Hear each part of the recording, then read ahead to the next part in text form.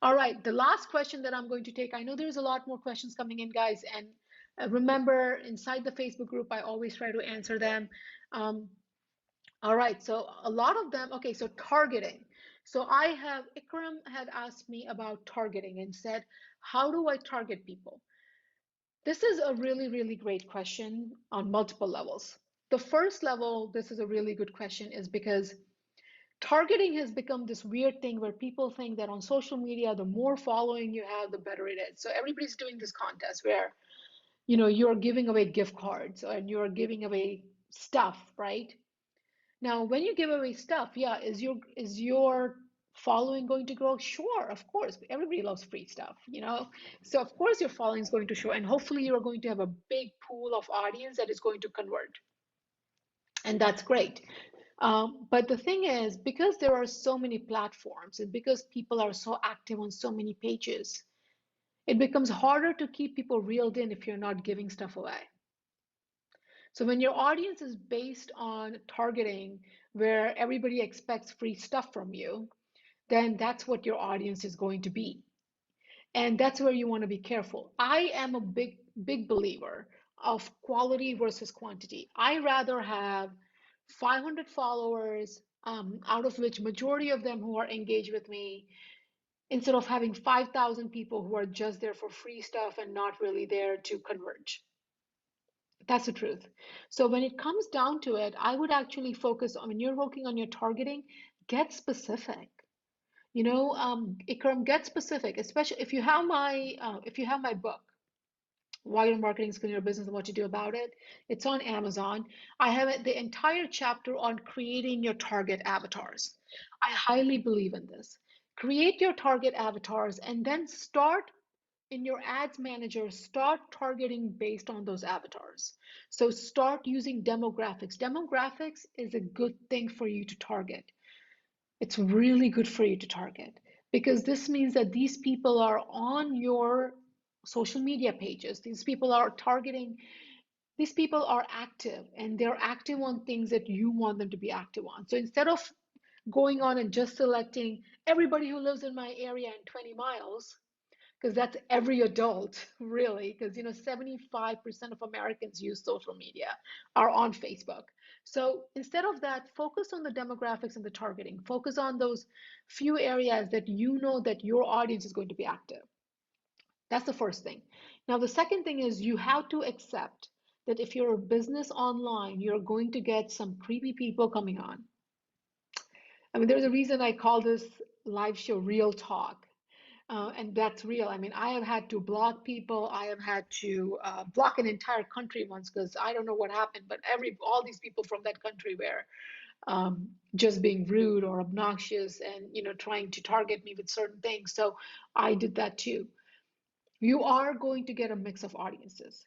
But the way this is going to work is if you start doing your demographics based on your avatars, on your ads manager, and then you start doing your A/B testing to see who's interacting, who's not, and start retargeting people who are engaged with your audience group from this big is going to start getting smaller and better and more quality.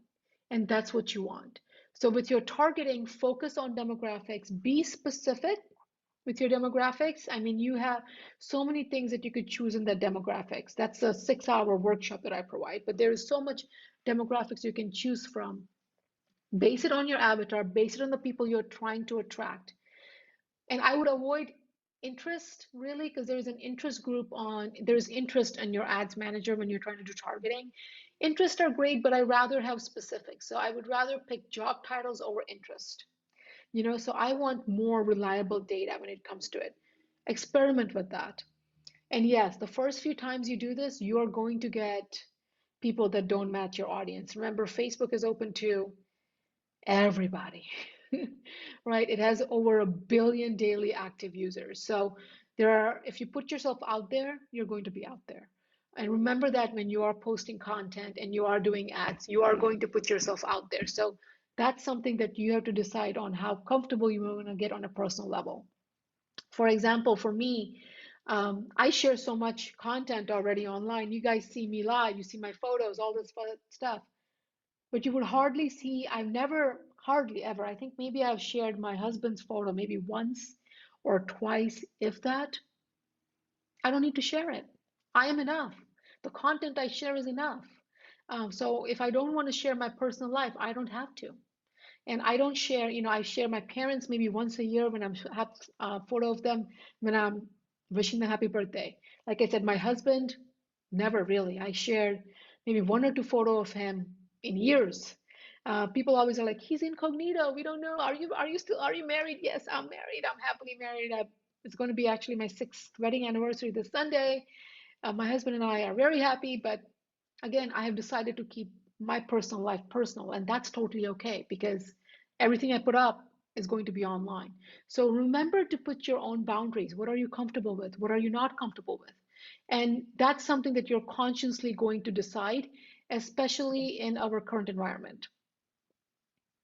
Politics is a big thing. We are heading towards the election. I'm seeing people sharing a lot of stuff online. So if you decide to take a stance on a political party or a political environment, remember that you're taking a stance. That means that you're going to offend some people and you are going to gain followers of other people. So if you're going to take a stand bravely, take a stand, put your opinion out there, voice about it, take a stand. But also remember that when you do that, you are going to get some negativity. You may lose clients, you may lose patients because of that.